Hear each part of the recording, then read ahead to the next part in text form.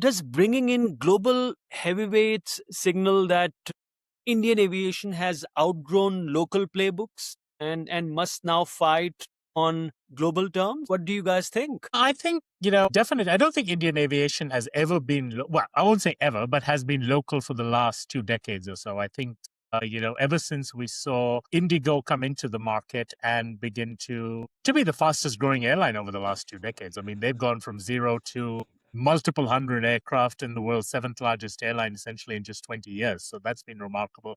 That's a faster growth curve than Emirates has had. So I mean, you can put that into perspective.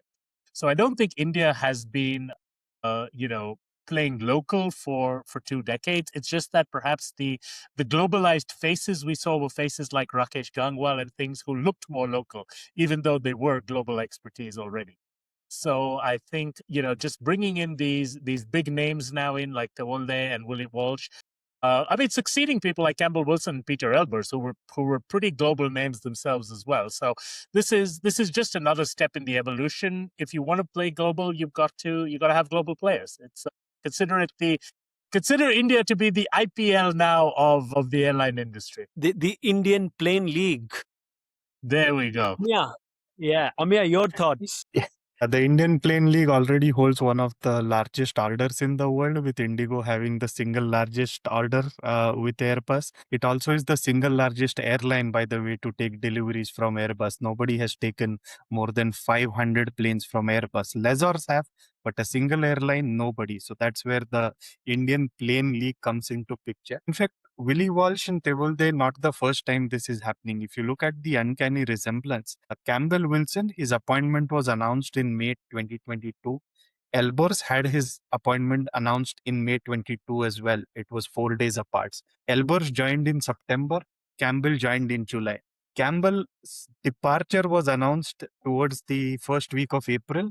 Elbers left in March the same year. So you see, they had a very parallel entry and exit per se. Nobody expected both of them to go this quickly. So for whatever reasons they are, that's the case. And then that's happening again with Willie and Tewolde, because you have Willie announced end of March, early April, and joining August 3. And then Air India gets a new CEO announcement on August 5, which was very surprising. Now, impeccable record, and of course, more than me, who knows Africa better, so we'll hear it from him. But not too many uncanny similarities going on between the two airlines when it comes to the CEO part. Indeed. Sean, you've watched Tewolde operate up close for years. I want to know from you what's a moment from inside Ethiopian that maybe the press releases about Africa's most profitable carrier never capture. I've known Tewolde over 20 years now. When I first got to know him, he was head of marketing, and then he went up to become chief operations officer, then CEO, and then obviously now in his post Ethiopian Airlines career. And I think the main thing that really stands out about Tewolde is that he is very process driven.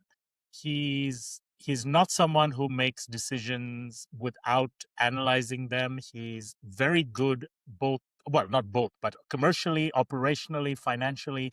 He can just, you can see like the pieces moving and the 3D picture forming in his head.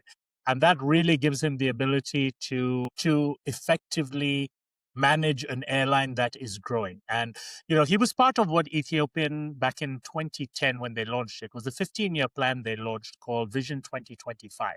So he was part of the team under Ato Girma, who was the CEO back then, who put it all together for a 15-year plan for Ethiopian.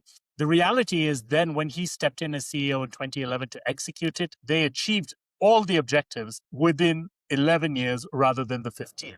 And effectively, during his tenure there, they wound up quadrupling the fleet, quadrupling the route network, and quadrupling revenues and profits. So, when you're looking in terms of someone in the position that Air India is, that you need to effectively do the same thing, have a long-term strategy, but at the same time get short-term results. You've got someone in a very similar challenging situation where there were politics, where there was a big order book, and he successfully managed it, both through internal resource allocation as well as going outside, for funding, for manpower, for whatever else as needed to be done. So if he can do half as well as he did at Ethiopian and just double the profits, I think Air India will have made one of the best moves they made in history.